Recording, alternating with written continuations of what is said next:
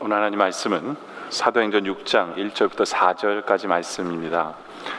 제가 봉독합니다. 그때 제자가 더 많아졌는데 헬라파 유대인들이 자기 과부들이 매일의 구제에 빠짐으로 히브리 사람을 원망하니 12사도가 모든 제자를 불러 이르되 우리가 하나님의 말씀을 제쳐놓고 접대를 일삼는 것이 마땅하지 아니하니 형제들아 너희 가운데서 성령과 지혜가 충만하여 칭찬받는 사람 7을 택하라. 우리가 이 일을 그들에게 맡기고 우리는 오로지 기도하는 일과 말씀 사역에 힘쓰리라 하니. 아멘. 성령으로 시작한 초대교회는 여러 가지 시련들이 많았습니다. 없을 것 같은데 은근히 많았어요. 베드로 요한이 성전 미문에 앉아서 구걸하던 안진뱅이를 일으키는 사건을 우리는 설교를 통해서 들었는데요. 그것 때문에 베드로 요한은 잡히고 매를 맞는 사건이 벌어집니다. 그뿐만 아니라 성도들이 마음에 자원하는 마음이 생겨서 자신들의 재산을 다 팔아서 교회에다가 봉헌을 하는 일들이 있었죠. 근데 그 아름다운 자원 앞에서 아름다운 봉헌을 보고 아나니아 삽비라 같은 사람은 거짓으로 하나님께 드리는 사람이 있었습니다. 그 덕분에 시험에 들었고 그 덕분에 그 부부는 죽는 일까지 교회 안에 벌어지게 됩니다. 그뿐만 아니라 사도들은 정성을 다해 구제를 했습니다. 그것이 오늘 본문이죠. 그렇죠? 정말로 아름다운 섬김인데 그 구제 때문에 불평이 생깁니다. 그러나 중요한 것은 교회는 이러한 시련이 있을 때마다, 이러한 아픔이 있을 때마다 교회는 더 강해졌습니다. 그리고 오히려 교회는 더 하나님의 뜻을 깨닫고 오히려 더 제대로 세워지기 시작해 나갑니다. 교회는 더 하나님이 원하시는 모습으로 변화되는 것을 오늘 우리에게 보여주고 있습니다. 오늘 본문은 구조를 통해서, 구제를 통해 교회에 문제가 생겼을 때 이 문제 때문에 오히려 교회가 더 잘 세워지는 그런 모습을 우리에게 보여주고 있습니다. 그래서 우리는 이 초대교회가 문제가 생겼을 때 문제를 해결하는 모습을 우리는 보려고 합니다. 그리고 이것을 미리 알면, 물론 우리 교회는 문제가 없어요.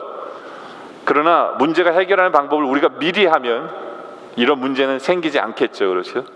그래서 우리는 이 말씀을 통해 지혜를 얻기를 원합니다. 그래서 오늘 설교 제목이 초대교회가 문제를 풀어가는 모습입니다. 특별히 구제의 문제로 인해 그 교회가 시끄러졌을 때 그 문제를 풀어가는 모습을 보길 원하는데요. 이 문제를 푸는 첫 번째 방법은 뭐냐? 일꾼을 세우는 계기가 됩니다. 일꾼을 세우는 거죠. 물론 우리 교회는 일꾼을 세워야 된다 이런 말씀이 아니라 우리 교회가 이 말씀을 받는 것은 오히려 이렇게 해석하면 되죠. 일꾼을 세워졌는데 일꾼이 제대로 일해야 된다 라는 거죠. 그것이 우리 교회에게 주님께서 하시는 말씀이죠. 성령이 임하시자 교회는 굉장히 부흥을 했습니다. 초대교회는 대형교회의 모습을 갖추게 됐죠. 근데 그 대형교회지만 그 교회에는 두 가지 파가 있었어요. 하나는 히브리파, 하나는 헬라파. 둘 다 유대인이지만 이 두 파가 있었어요. 그 과부들도 이 두 파가 있었습니다. 히브리파는 뭐냐면 옛날부터 예루살렘에 살고 있었던 사람들이에요. 헬라파는 누구냐? 나라가 어려워서 먼 데로 도망을 갔다가 다른 나라에 살다가 돌아온 사람들이 헬라파입니다. 그런데 공교롭게도 사도들이 일부러 그런 것은 아닌데 누구를 더 많이 구제하게 됐냐면 히브리파를 더 구제를 많이 하게 됐습니다. 그러다 보니까 헬라파들이 안 그래도 고향을 떠났다 돌아온 서름도 강한데 우리를 그렇게 박대하면 어떻게 하느냐 해서 교회에서 원망을 하기 시작을 합니다. 그 원망이 오히려 사도들에게 깨우침을 줍니다. 그리고 교회가 변화될 수 있는 계기가 되는데요. 그래서 사도들이 그 계기로 7명의 집사를 뽑습니다. 7명의 집사를 뽑아요. 그래서 사도행전 6장 3절에 보면 형제들아 너희 가운데 성령과 지혜가 충만한 칭찬받는 사람 7을 택하라. 우리가 이 일을 그들에게 맡기고. 그렇죠?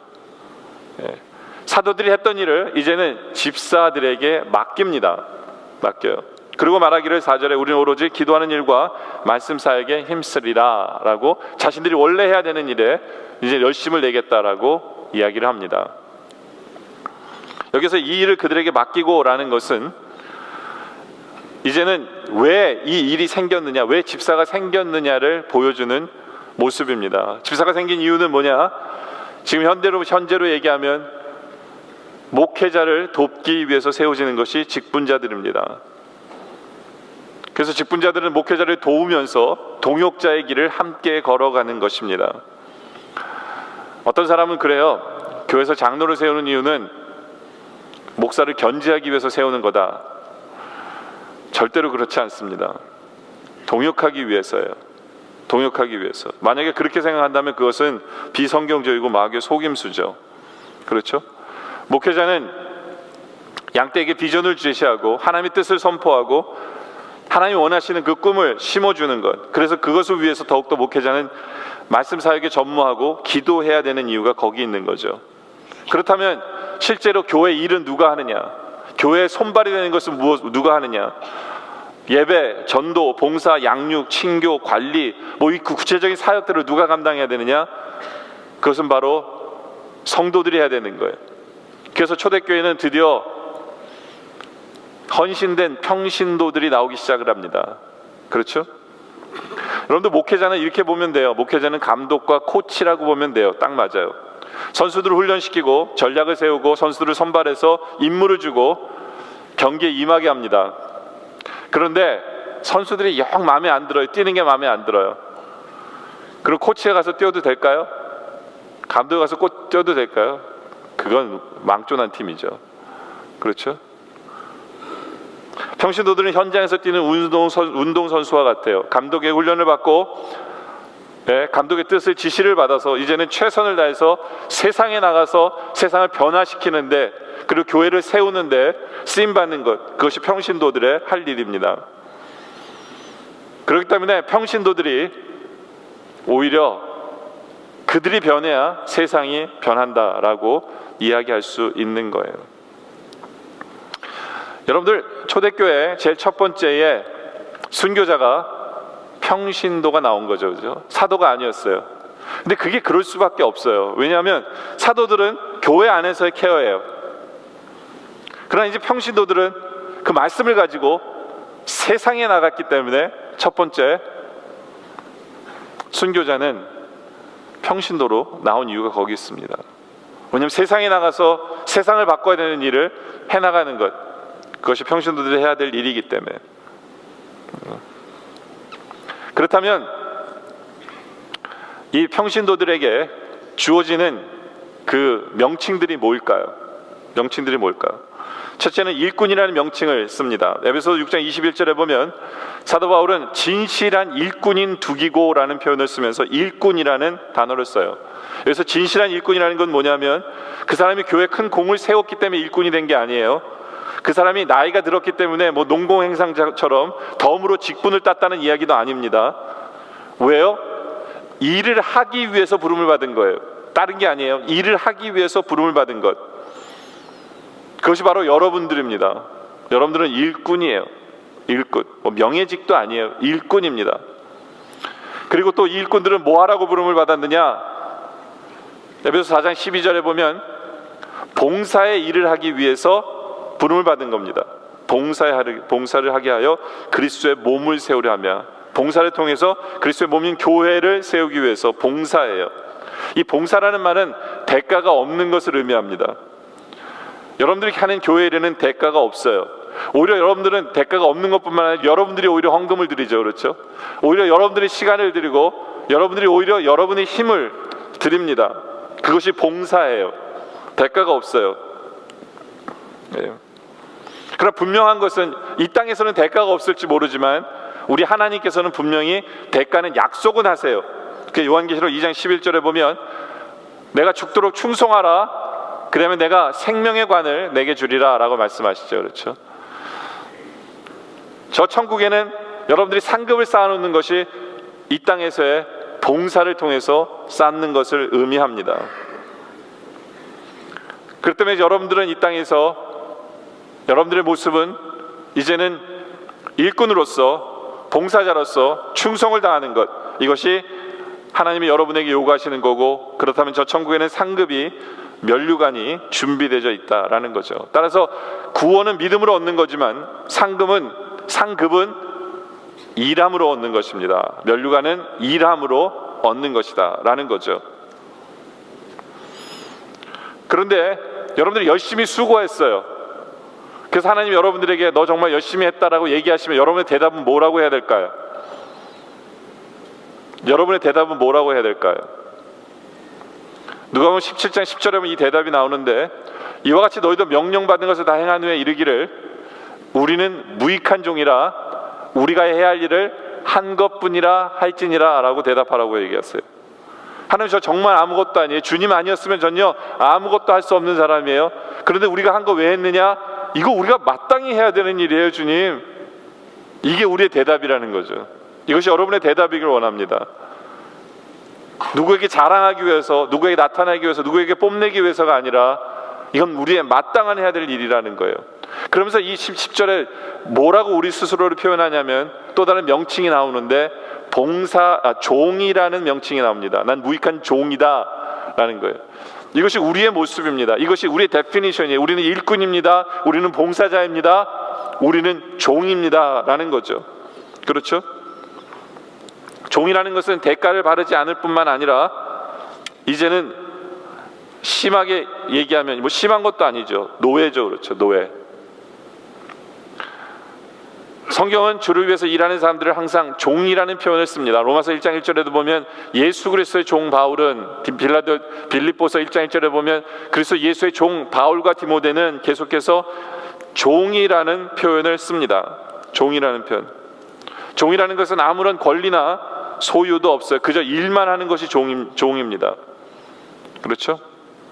노예는 누가 이리 가라 하면 저리 가고 저리 가라 하면 저리 가야죠. 그렇죠? 해라 해야 하는 거고 하지 말라고 하면 하지 않는 것. 어떻게 보면 소모품 같은 존재일지도 몰라요. 그렇기 때문에 무익한 종이다라고 표현하는 게 맞는지도 몰라요. 근데 우리들은 종으로서 요구가 너무 많은 게 아닌가라고 생각해 볼 필요도 있겠죠. 그렇죠? 여러분들, 이 집사라는 이 단어 자체가 그 뜻 안에 종이라는 단어가 뜻이 표현되어 있어요. 이 원어로 집사는 디아코노스라는 단어를 쓰는데 그 뜻이 종입니다. 그리고 일꾼, 봉사자 다 포함되어 있어요. 그런데 이 안에 독특한 단어의 의미가, 이 뜻이 포함되어 있는 게 뭐냐면 노젓는 사람이다라는 뜻도 포함되어 있어요. 디아코노스라는 건 노젓는 사람을 얘기할 때도 디아코노스라는 단어를 써요. 집사도 되지만. 그러니까 노젓는 사람을 딱 보면 정확히 이해가 돼요. 여러분들 영화 배너를 보셨죠? 그렇죠? 옛날 영화지만. 배너의 주인공이 잡혀가지고 종으로서 뭐를 합니까? 배 밑에서 노를 져요. 그렇죠? 그리고 이 양옆으로 노젓는 사람이 쫙 쓰면 정 가운데 맨 앞에 뭐 하는 사람이 있어요? 북을 치는 사람 있죠. 그렇죠?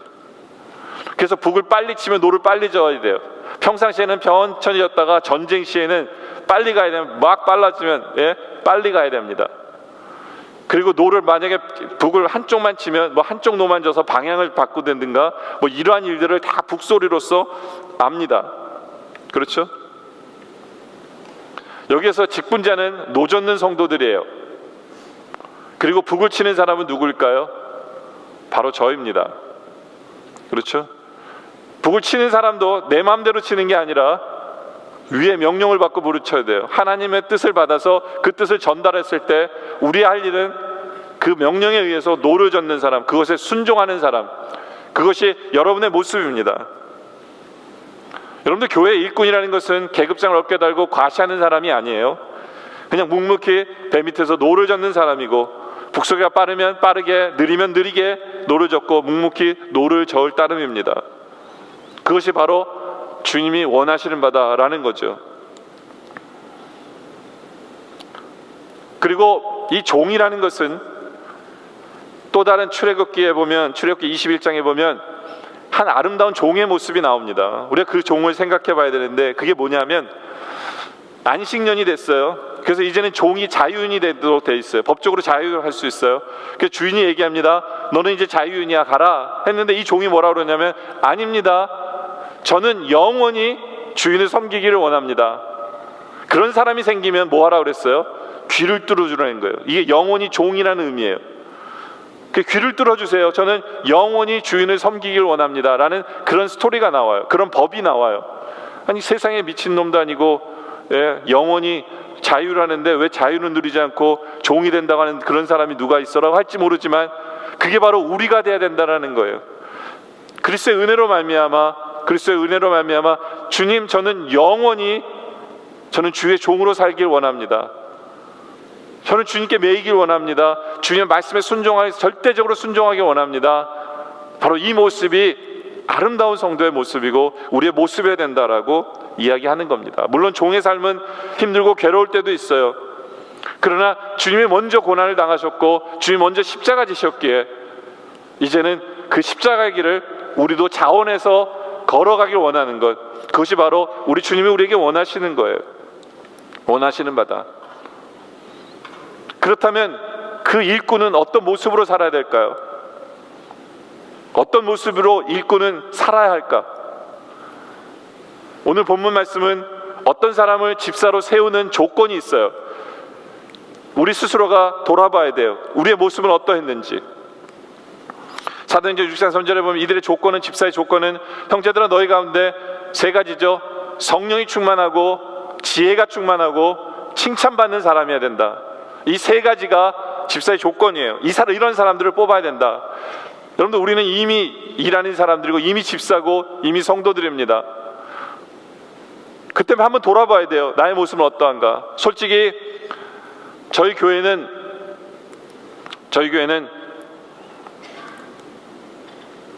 여러분들이 수고를 많이 하는 교회가 맞아요. 제가 이렇게 목사님들 만나면 우리 교회는 제가 이제 어떻게 목회를 하는지 설명을 다 하잖아요. 그러면 설명을 다 듣고 나서 목사님들이 뭐라 그러냐면 목사 잘못 나서 장로가 고생하는 교회네 그러더라고요. 맞아요. 왜냐하면 목사가 안 하니까. 그리고 나머지인들은 장로님들이 다 맡아서 하시니까. 그래서 어느 교회보다도 우리 교회는 장로님들 수고를 많이 하는 교회예요. 그러다 보니까 장로님들 수고를 많이 하면 당연히 성도들도 일을 많이 하겠죠. 왜냐하면 다른 교회들은 목회자가 다 하는 일을 여러분들이 하고 있기 때문에. 일부러 저는 그랬고 그리고 나중에도 그럴 거예요. 그것이 하나님 원하시는 교회라고 생각을 하기 때문에. 그래서 여러분들 수고를 많이 하시고 이미 잘하고 계세요. 그렇죠. 우리가 이미 잘하고 있지만 다시 한 번 더 성경을 통해서 우리를 돌아보는 시간은 필요합니다. 매 순간 우리가 돌아봐서 주님께 칭찬받는 일꾼이 돼야 되죠. 근데 그러기 위해서 중요한 게 세 가지가 뭐냐면 성령으로 충만해야 되고 지혜가 충만해야 되고 칭찬받는 사람이 돼야 된다라는 겁니다. 여러분들, 교회 일은요 머리 좋은 사람이 하는 게 아니고 돈 많은 사람이 하는 게 아니고 세상의 지위가 높다 그래서 교회 일을 잘하는 것도 아니에요. 그리고 또 여러분들이 열심히 한다 그래서 좋은 것만은 아니에요. 여러분들이 자기의 열심으로 자기의 아집과 자기의 욕심과 자기의 야망을 채우기 위해서 열심히 한다면 오히려 그것처럼 무서운 건 없는 거예요. 무조건 열심히 한다 해서 교회 일꾼이 되는 게 아닙니다. 교회 일꾼은 철저하게 성령의 충만이어야 돼요. 성령의 충만이라는 것은 뭐냐 하면 하나님의 뜻을 이루는 성도들이 돼야 돼요. 하나님의 뜻이 뭔가를 아는 사람이 돼야 돼요.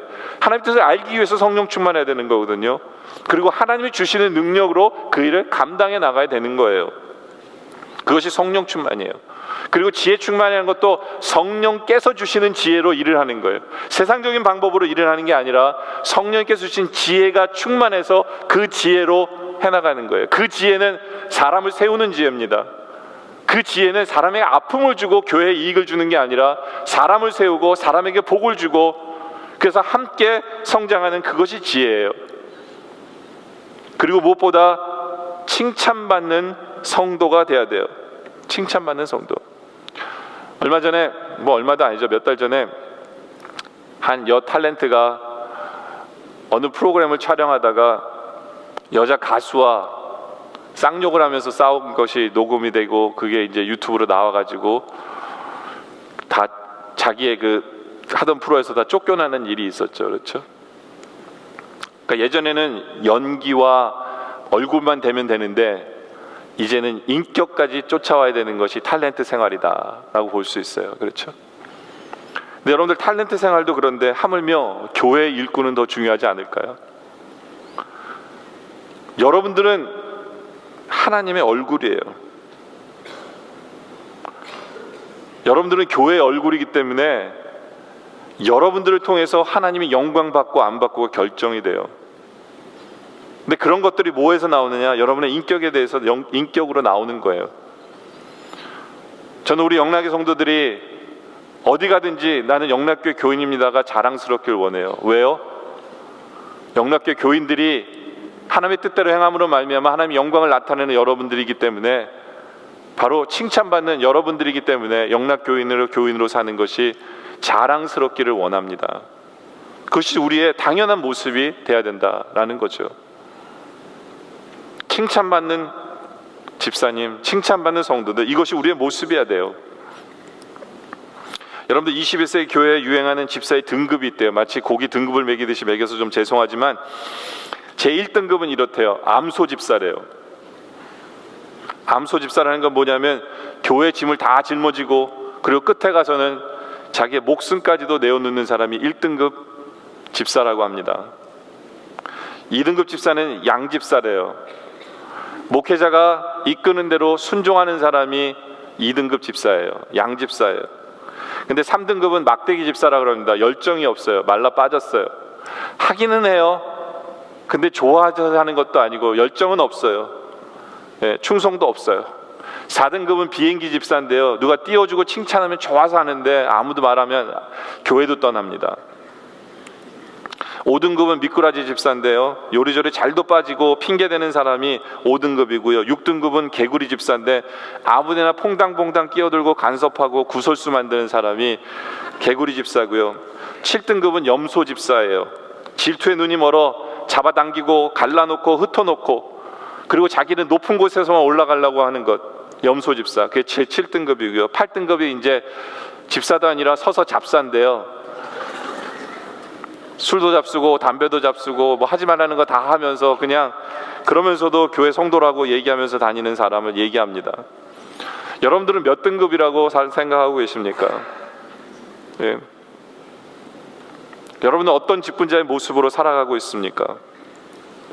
저는요, 오늘 설교를 준비하면서 이런 질문을 한번 해봐요. 내가 영락교회 담임 목사로서 우리 성도들에게, 우리 직분자들에게, 특별히 직분자들에게 적어도 이 정도는 해주셔야 됩니다라고 얘기한다면 무엇을 얘기할 수 있을까라는 생각을 해보면서 여러분들에게 말씀드리고 싶은 게 있어요. 그것은 뭐냐면 첫째는 예배예요. 예배에 참석하는 사람이 직분자고 일꾼입니다. 특별히 어떤 예배냐?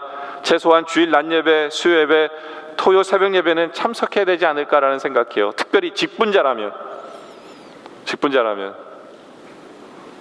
왜냐하면 세상은 날로 악해지고 있어요. 여러분들이 주일날 한번 나와서 말씀 듣는 것만으로는 우리의 영적으로 너무너무 흔들려요. 세상이 악해지고 있기 때문에 우리는 더 자주 모여야 돼요. 깨어 있어야 돼요. 그러기 위해서 여러분이 부탁하는 거예요. 물론 여러분들이 뭐 수요예배, 뭐 토요 새벽기도 안 나오신다 그래서 제가 눈치 주고 저 사람은 집사의 자격이 있어 없어, 저는 그런 얘기 하고 싶지 않아요. 왜냐하면 우리 교회는 율법주의적인 교회가 되고 싶지 않기 때문에 그거 가지고 여러분에게 뭘 하고 싶진 않아요. 그렇지만 여러분의 영성을 위해서 이것은 당연한 거다라는 거죠. 물론 여러분들이 하필이면 그날 일하기 때문에 못 나오세요. 오케이, 전 뭐 그거 가지고 얘기하지 않아요. 왜냐하면 여러분의 세상에서 하는 일도 하나님께서 주신 것이기 때문에. 그러나 적어도 여러분의 영성을 위해서 예배를 즐거워하고 예배에 참석하는 여러분들, 그것이 직분자의 모습이어야 된다라고 저는 생각을 합니다. 둘째로는 사역에 동참하는 직분자들이어야 돼요. 교회 일을 내 일처럼 여기고 적극적으로 동참하는 것. 맡겨진 일이라면 능력이 없더라도 자리라도 참석하는 것, 얼마나 힘이 되는지 몰라요. 저희 교회는 집사라는 것을 직분을 줄 때, 특별히 서리 집사를 직분을 줄 때 어떻게 합니까? 매년 새로 물어봐요. 서리 집사 하실래요? 라고 매년 물어봐요. 어떤 분들은 딴 교회는 한 번 집사는 영원한 집사인데 여기는 매년 왜 물어봐라고 물어보는데요. 물어보는 이유가 뭐냐면, 집사라는 게 뭐냐면 집에서 일사예요. 일을 하고 있는 사람이 집사의 자격이 주어지기 때문에 그 질문하는 이유는 올해는 교회 일을 하시겠습니까? 라는 물어보는 거예요. 교회에서 직분을 감당하겠습니까? 물론 하나님께서 세상에서 맡기신 일이 너무 바쁘기 때문에 교회 일을 안 하실 수도 있어요. 그것도 이해해요. 그래서 물어보는 거예요. 올해는 하시겠습니까? 그럼 제가 집사라고 하겠다고 했으면 일을 감당해야죠. 모레도 감당하고 있어야 되겠죠. 그렇죠? 네. 물론 어떤 분은 저한테 그래요. 목사님, 저는요 교회에서 뛰진 않지만 헌금하고 있어요. 그것도 일이지 않아요? 뭐 할 말은 없어요. 네. 근데 헌금은 당연한 거예요. 네. 11조 하고 있습니다. 당연한 거 하면서 그걸로 일로 보진 마세요. 네. 기도로 동참합니다. 그건 좀 더 괜찮아요. 그렇죠? 하여튼 중요한 것은, 집사라는 것은 일을 하고 있어야 돼요. 집에서, 누구의 집? 하나님의 집에서 일을 하고 있는 사람이 집사의 자격이 있는 거기 때문에 사역에 동참하고 있어야 돼요. 세 번째로는 같은 방향을 보는 겁니다. 우리 교회가 지금 어디로 나아가고 있는가를 보고 그 방향으로 나가며 그것을 위해서 기도하고 동참해야 돼요. 저희 교회는 지금 몇 년째 선교적 교회를 향해서 나아가고 있어요. 그렇죠? 네. 선교적 교인이 뭔가를 내가 깨달아서 그 방향으로 동참하고 나도 그 일로 그렇게 나아가야지 하는 소원으로 함께 나아가는 것. 사공이 많으면 노가 아니라 배가 산으로 간다는 얘기가 있잖아요. 그렇죠? 그리고 사공이 반대로 저으면 그 배는 갈팡질팡합니다. 저에게는 한 목표로, 한 마음으로 하나가 돼서 나아가는 것, 이것이 우리 교회 성도들, 직분자들이기를 원합니다. 네 번째는 긍정적인 믿음을 소유해서 긍정적인 말을 하는 그러한 직분자들이기를 원합니다. 이미 잘하고 계세요.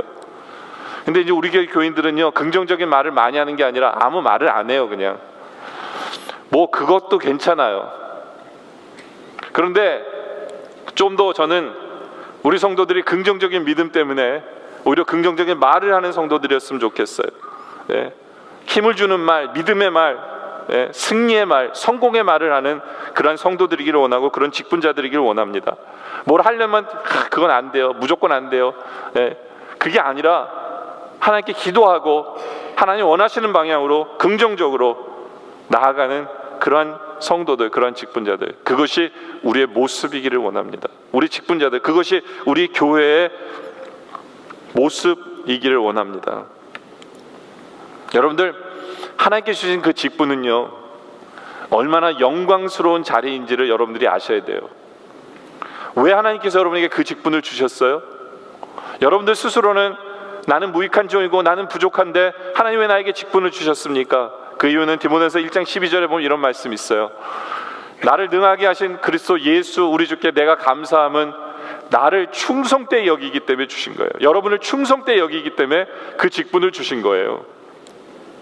충성되이 여겨 내게 직분을 맡기심이니, 하나님이 여러분을 인정해 주신 거예요. 그 직분은 너가 그 일 할 수 있을 줄 알아. 그리고 충성을 보이는 그 마음이, 중심이 벌써 돼 있는 줄 알기 때문에 이 직분을 준 거야 라는 거 하나님께서 여러분들을 주신 거예요. 얼마나 영광스러운 자리인지 몰라요. 그리고 우리가 그 일을 충성되이 감당해 나갈 때 하나님 능력 주시고 감당하게 하시고 하나님 영광 받으실 거예요. 그러나 우리가 직분을 주셨는데도 불구하고 영광스럽게 여기지도 않고, 미꾸라지처럼 요리 빠지고 저리 빠지고 한다면 그것이 여러분들을 올무에 빠지고 시험에 들게 하는 것이다 라는 거죠. 그리고 무엇보다도 하나님께서 직분만 주신 것이 아니라 우리에게 상급을 허락하십니다. 요한계시록 22장 12절에 보니까 보라 내가 속히 오리니 내가 줄 상이 내게 있어 각 사람에게 그가 행한 대로 갚아주리라. 여기서 주님이 주신 직분대로 직분에 맞는 일을 감당해 나갈 때 하나님께서는 상을 준비하신다, 상을 주신다라고 약속하고 있어요. 우리 주님 오시는 그날 그냥 간신히 구원만 받는 것이 아니라 하나님께 주시는 면류관 그 상을 받는 그런 여러분들이기를 원합니다. 두 번째로, 초대교회가 문제가 생겼을 때 어떻게 문제를 풀어가느냐, 기도에 더 열심히 기로 결정을 해 나갑니다. 오늘 말씀 4절에 보니까 우리는 오로지 기도하는 일과 말씀 사이에 힘쓰리라 라고 설명합니다. 기도에 힘써야 한다라는 것이죠. 여러분들 이 세상에서 제일 겁대가리 없는 존재가 누군 줄 아세요? 저는 사탄이라고 생각해요. 마귀라고 생각합니다. 왜 겁대가리가 없어요? 세상의 창조주, 만왕의 왕, 그렇죠? 통치자에게 감히 도전하는 게 사탄이잖아요. 가끔가다 그런 생각해봐요. 사탄의 생각도 없나? 예? 왜 이렇게 겁대가리가 없지? 근데요, 이게 교만해지면 생각할 수 있는 능력을 상실하는 것 같아요. 네. 그러니까 사탄도 교만해지다 보니까 사고의 기능이 상실한 것 같아요. 그런데 그런 겁대가리 없는 사탄도 두려워하는 게 있어요. 그게 뭔 줄 아세요? 그게 바로 기도라는 거예요. 기도라는 거예요. 왜요? 우리가 기도할 때 우리 하나님은 응답하실 수밖에 없기 때문에 사탄은 성도가 기도하는 것을 두려워합니다. 성도의 기도하는 소리만 들어도 오금을 벽보고 안절부절 못하고 오줌을 지린다는 것이 기도예요. 그 때문에 우리가 무슨 수를 써서라도 해야 되는 것이 기도입니다. 무슨 일을 시작할 때, 무슨 일을 마칠 때, 무슨 일을 하는 과정 속에서 우리는 기도해야 돼요. 왜요? 기도하면 사탄이 손쓸 수가 없기 때문에 그래요. 기도하면 사탄이 손쓸 수 없도록 하나님의 일이 커지기 때문에 그래요. 그 때문에 사탄은 반사적으로 하는 일이 뭐냐면 우리를 기도를 못하게 막으려고 해요. 무조건적으로 기도를 못하게 만드는 것. 그래서 사탄은 여러 가지 방법으로 기도를 못하게 하는데 지금 우리에게 통하는 방법들이 몇 가지가 있어요. 그 첫 번째가 뭐냐면 기도보다 다른 일들이 더 바쁘게 만들어요. 오늘 본문이 바로 그거잖아요. 기도보다 구제하는 걸로 바빠지게 만들어요. 이게 구제하는 게 나쁜 게 아니에요. 좋은 일로 바쁘게 만드는 거예요. 사탄이 머리 쓰는 거죠. 나쁜 일로 바쁘면 괴로워가지고 기도 더 할까 봐 좋은 일로 바빠서 기도를 못하게 만드는 거죠. 그 사탄의 계략이에요. 근데 의외로 이게 잘 먹혀요. 그죠? 의외로 잘 먹혀요.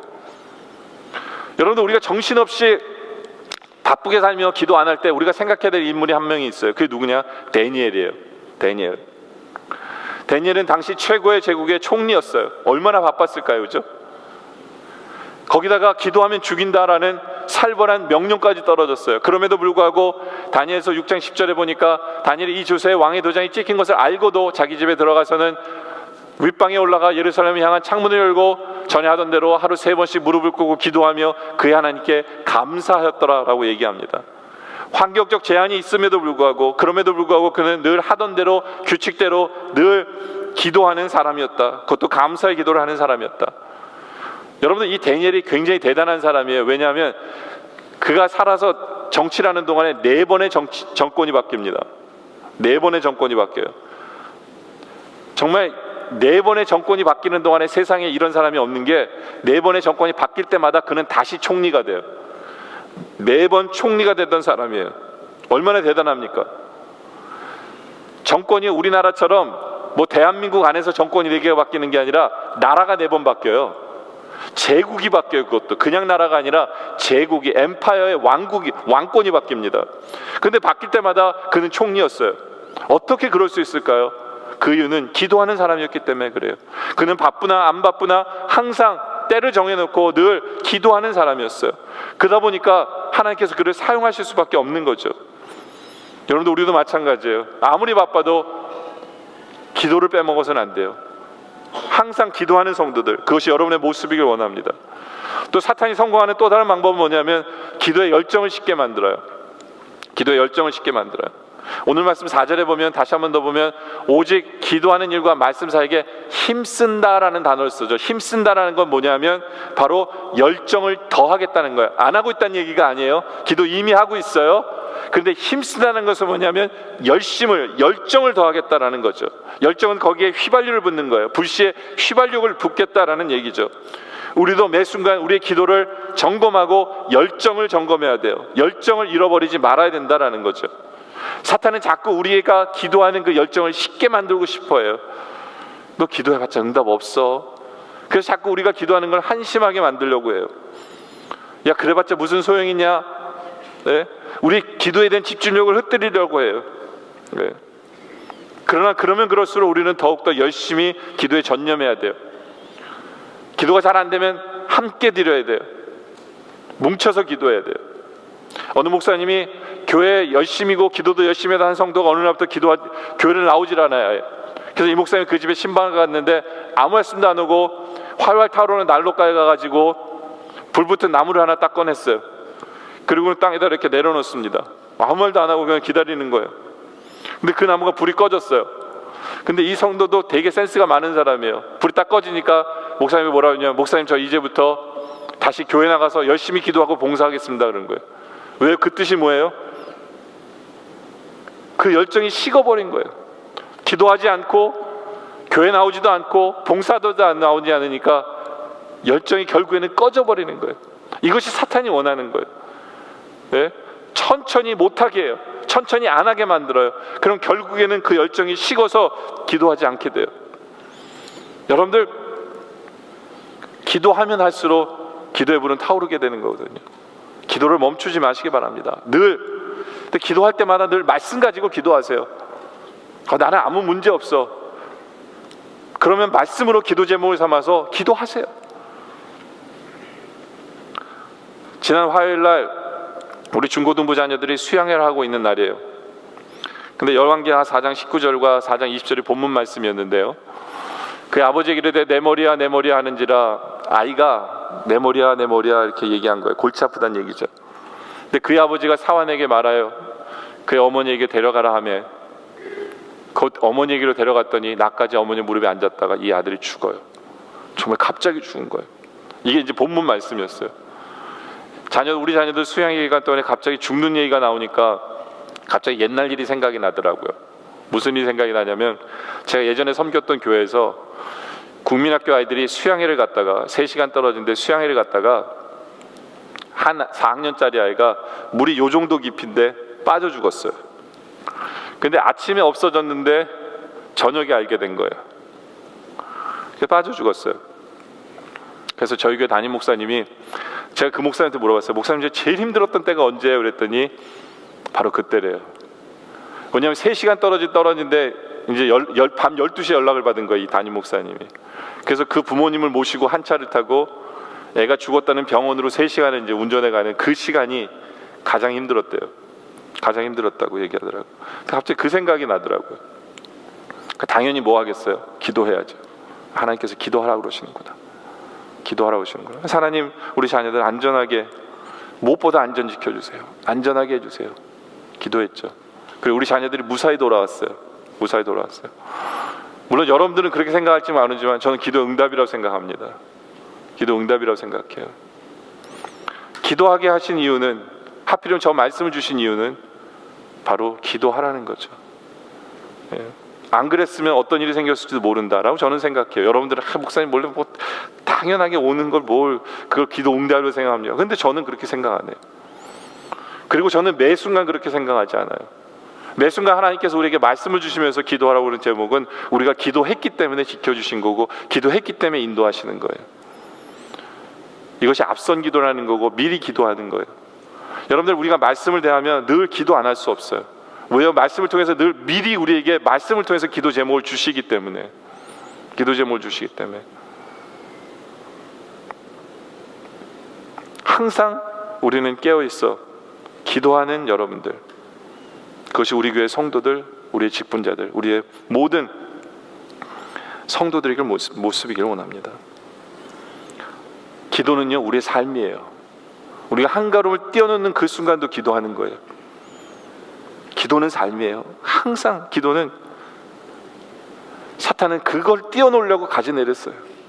한 걸음 뛰어놀 때 기도 안 하게 하고요. 그 다음에 2걸음 뛰어놀 때 기도 안 하게 하고요. 그 다음에 하루를 기도하게 안 하게 하고, 그 다음에는 한 달을 기도하게 안 하게 해요. 그게 사탄의 계략이에요. 그때 우리는 기도와 삶은 하나예요. 붙어 있는 거예요. 그것임을 기억하면서 늘 기도하는 우리의 모습이기를 원합니다. 세 번째로는 계속해서, 그래도 계속해야 되는 구제라는 거예요. 오늘 말씀 6장 3절에 보면, 형제들아 너희 가운데서 성령과 지혜가 충만하여 칭찬받는 사람 7을 택하라. 우리가 이 일을 그들에게 맡기고. 여러분 생각해 보세요. 구제 때문에 교회가 너무 시끄러워요. 특히 이게 과부들이 때를 지어가지고 이게 시끄럽게 하는 거기 때문에요. 저는 아줌마 파워를 알기 때문에 그 교회가 정말 시끄러웠을 것 같아요. 구제 정말 때려치고 싶었을 것 같아요. 그렇지 않아요? 이게 보통 사람 생각이죠. 괜히 구제해가지고 이 교회가 왜 전도만 하지 괜히 구제해가지고 이게 뭐야, 이럴 수 있어요. 그런데 이 초대교회는 정말 은혜로운 게 뭐냐면 더 많이 하기 위해서, 더 잘하기 위해서 7 집사를 택한 거예요. 그래서 이 일을 그들에게 맡긴 거예요. 구제의 일을 맡기기 위해서 집사를 택한 거예요. 여러분들 왜 처음 집사가 생겼는지 아시겠죠? 가장 중요한 게 구제를 위해서예요. 구제를 위해서. 그러니까 집사 할 일이 여러 가지가 있지만 집사님들이 꼭 해야 되는 게 뭐냐? 구제예요. 구제. 근데 왜 이것을 꼭 합니까? 그리고 왜 이걸 더 크게 벌려요? 왜 더 잘해야 돼요? 왜냐하면 구제는 선택하는 게 아니라 필수기 때문에 그래요. 하나님 몸된 교회는 분명히 해야 되는 것이기 때문에 그래요.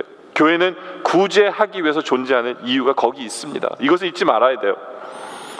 지난번 네팔 구제 헌금 우리 교회에서 보냈잖아요. 우리 선교사님이 이제 재정 보고를 해 오셨어요. 근데 재정 보고를 해 오셨는데 어느 교회는 얼마, 어느 교회는 얼마, 어느 교회는 얼마, 어느 교회는 얼마 받은 거 다 써놓으셨더라고요.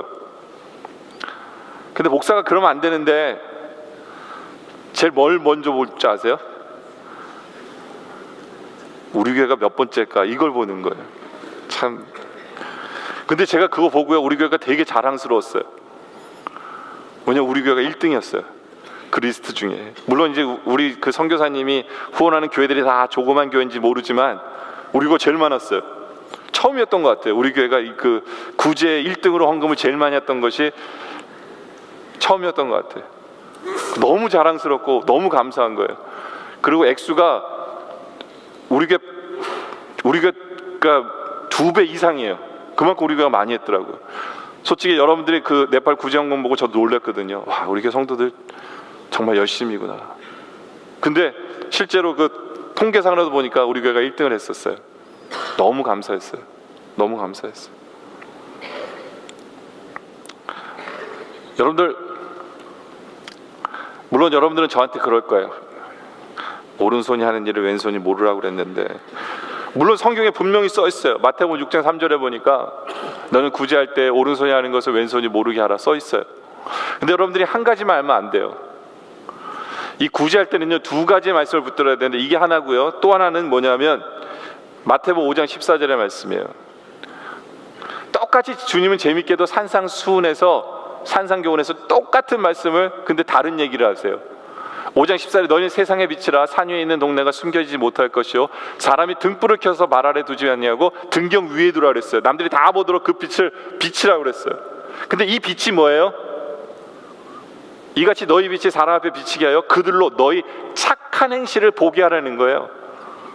그러니까 여러분들이 구제했으면 볼 수 있도록 하라는 거예요. 이 두 말이 왜 틀려요?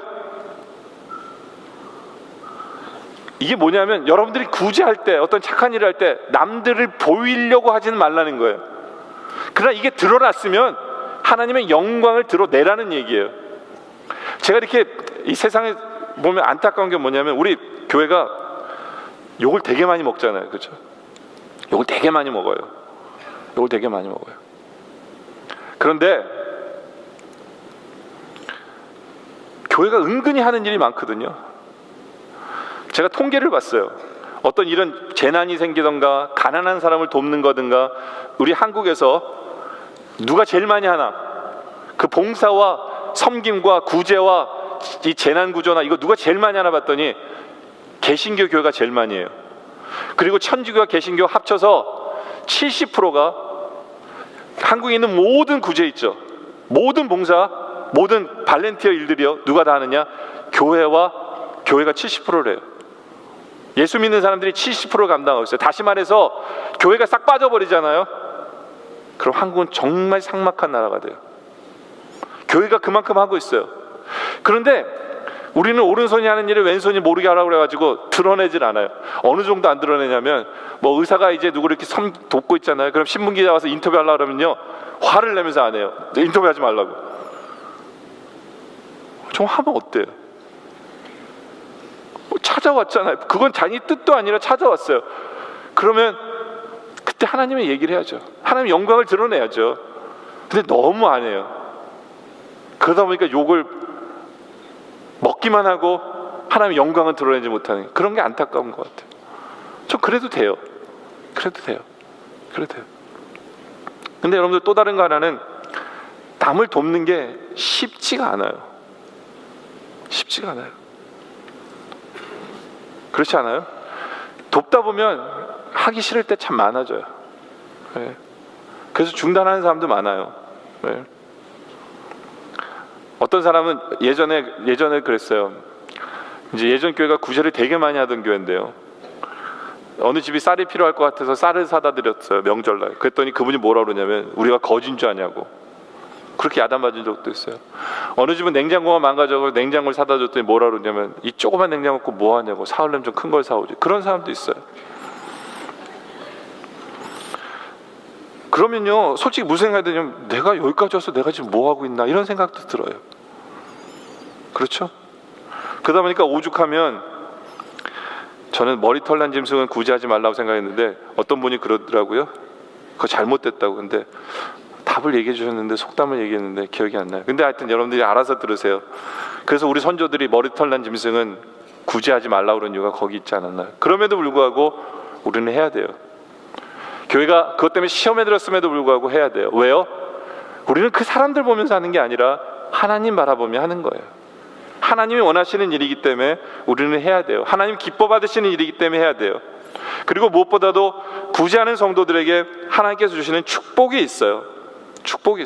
그 이사야서 58장 7절인데요. 또 줄인 자에게 양식을 나눠주고 유리하는 빈민을 지배드리고 헐벗은 자를 보면 입히고 또 내 골육을 피하여 스스로 숨지 아니하는 것, 이게 구제예요. 예, 이게 구제예요. 근데 이렇게 구제하면 어떤 복이 있느냐? 그러면 내 빛이 새벽같이 비칠 것이며, 여러분들에게 빛이 바라요. 여러분들 빛을 바라게 하세요. 또 내 치유가 급속할 것이며, 아픈 분 있으세요? 구제하세요. 내 공의가 내 앞에 행하고 의가 이루어져요.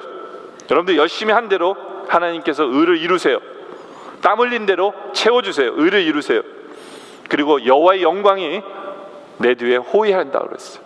여호와의 영광이 내 뒤에 호위하고, 그리고 내가 부를 때, 여러분들 기도할 때 하나님이 응답하신다고 그러셨어요. 나 여호와가 응답하겠고, 내가 부르짖을 때, 부르짖는 건 언제예요? 내가 정말 괴로워요. 지금 저 괴로워서 못 살겠어요. 그랬을 때 우리 주님 뭐라고 그러세요? 내가 여기 있다라고 얘기하실 거래요. 또 내가 너희 중에서 멍에와 손가락질과 허망한 일을 제하여버리고, 누가 여러분들 욕하는 거 끊어버리시겠다고 그러세요. 구제하는 자에게. 네. 또 줄인 자에게 내 심정이 동하며 괴로워하는 자의 심정을 만족하게 하면 내 빛이 그 감정에서 떠올라 내 어둠이 낮과 같이 될 것이며, 여러분에게 어두움이 없어요. 여러분의 삶은 환해진다라는 거죠. 환해진다. 그렇죠?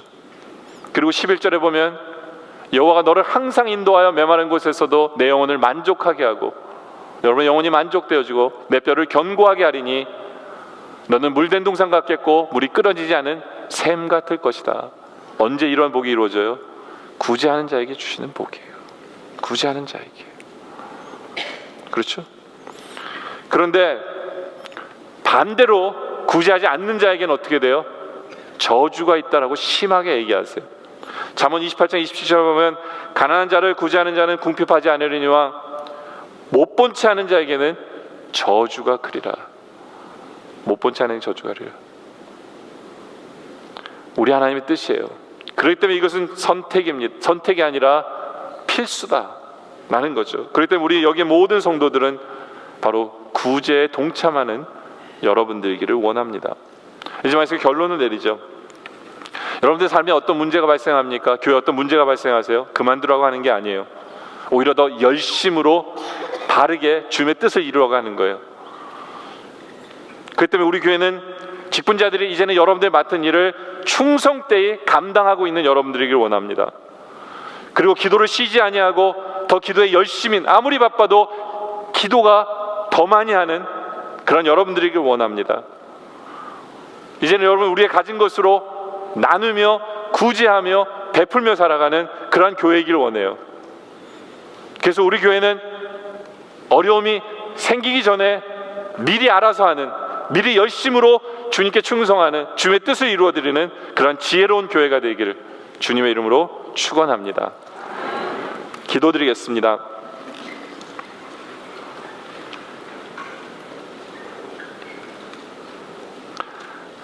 아버지 하나님, 오늘 들은 말씀은 우리가 모르는 말씀이 아니었습니다. 알고 있기에 어쩌면 잔소리처럼 들릴지도 되는 이 말씀, 우리가 또 듣게 하심에 감사합니다. 아직도 우리가 변화되지 않았기에, 아직도 우리가 그렇게 살지 않기에 주님께서 우리에게 이 말씀을 주신 걸로 알고, 이제는 주님께서 우리에게 맡기신 직분 앞에서, 주님께서 우리에게 하라고 하는 일 앞에서 충성되이 열심으로 그 일들을 감당하기를 원합니다. 주님 도와주세요.